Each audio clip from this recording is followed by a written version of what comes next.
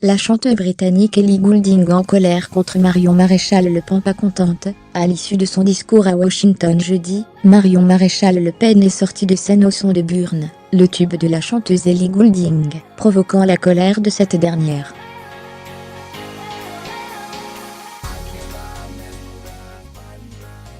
Touche pas à ma chanson. Au lendemain du discours de Marion Maréchal Le Pen à Washington, la chanteuse britannique Ellie Goulding s'est émue, sur Twitter, que l'ancienne députée FN ait utilisé Burn, son tube de 2013, en quittant la scène après son intervention devant le Conservative Political Action Conference, CPAC, le rendez-vous annuel des conservateurs américains.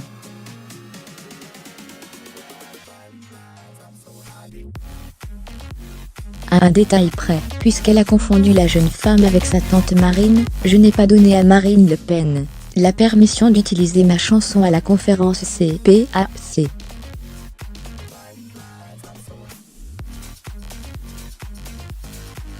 Marine Le Pen, à l'avenir, n'utilisez plus ma musique, a-t-elle écrit dans un premier temps.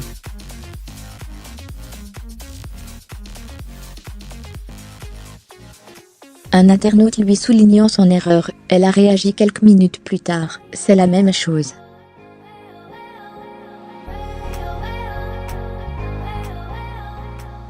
L'intéressé appréciera. Lors de son discours, Marion Maréchal Le Pen a apporté son soutien à Donald Trump, s'inspirant de la doctrine America First, pour défendre la France d'abord pour le peuple français, affirmant notamment que l'Hexagone était en train de devenir la petite nièce de l'islam.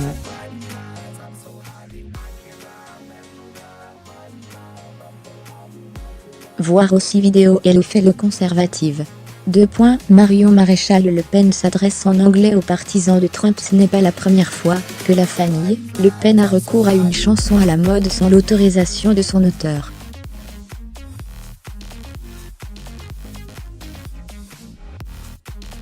En 2012, l'équipe de Marine Le Pen avait en effet utilisé Midnight City, un morceau du groupe électro-français M83, comme bande sonore de l'un de ses clips.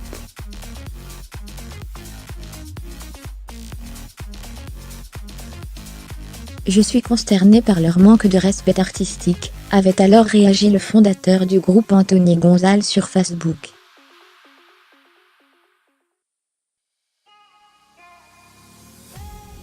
Le minimum est au moins de demander à l'artiste s'il est d'accord, ou non d'être associé à une image ou une marque.